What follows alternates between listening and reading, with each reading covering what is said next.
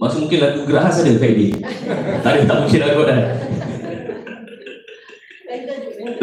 Okay. Mungkin bos Mantan ada penambahan berkaitan dengan lagu dan juga dance move apa semua tu? Thank you Kak Ja, sihat-sihat selalu.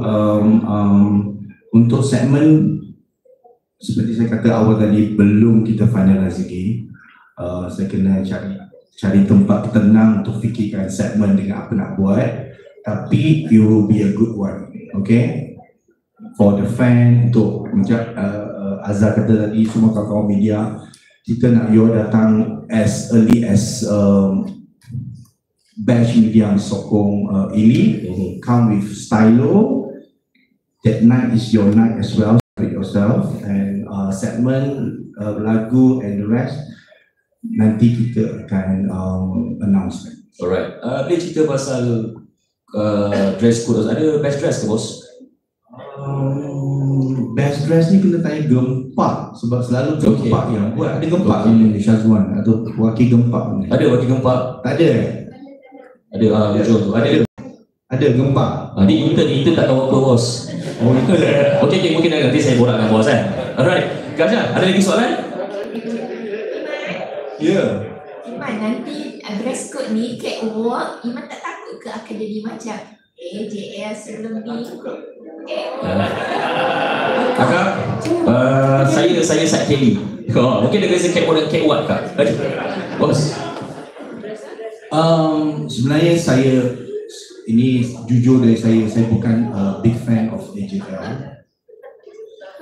Saya tak tengok AJL dan saya rasa apa yang jadi kat AJL itu saya pun tak apa sure. Tapi saya rasa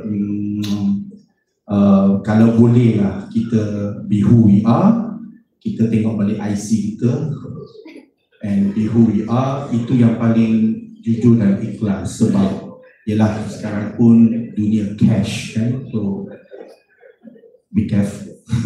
Alright. Baik. Terima kasih Kak Jah. Kita kembali ke Kelly.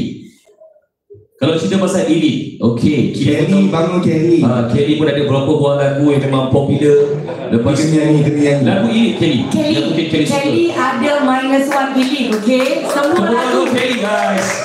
Kita sahabat saya Kelly. Silakan Kelly. Kak Jah salah buat. Okey, Kelly nyanyi. Kelly, siapa kau ada banyak lagu Elite dalam apa ni? kita buat tribute nanti. Okey, cun. Nak yang pedas sikit lah, boleh soalan dia? Okey, yang jawab. Okey, Iman, sebagai penganjur konsert juga ya, kita tahu repertua Elite pun kalau kita ikutkan lah, repertua yang paling didominasi di stesen radio hanya 4 lagu sahaja. So yang lain tu macam mana Iman? Adakah mereka akan membuat persembahan lagu-lagu cover sing along ke macam mana? Sebab pengetahuan kita, artis-artis berkumpulan di Malaysia ni, repertua album memang ada 10 sampai 15, tapi anggaran lagu yang ada tu tak banyak. Macam Elite kita boleh kira 4 jari je lagu yang orang tahu, yang lain haram.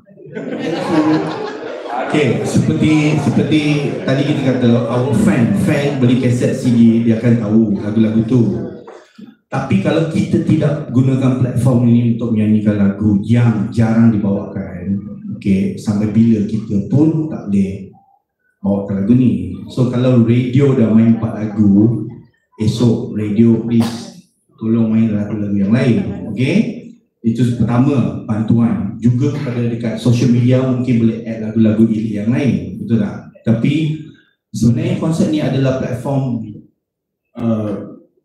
selalu I tak tahu kenapa konsep ni, tak tahu siapa pun start, dia minta set list ni sebenarnya. Tapi bagi saya, if the real fan, dia akan tahu lagu ni. Ada yang banyak je, macam contoh kayak Ayu, dia minta lagu-lagu yang unfamiliar, ada.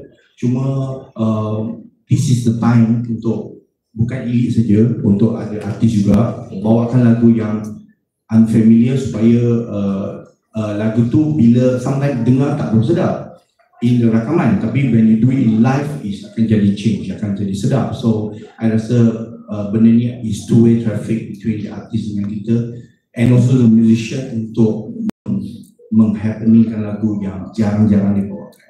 Baik, okey. Baik, saya rasa ya. Apa dia?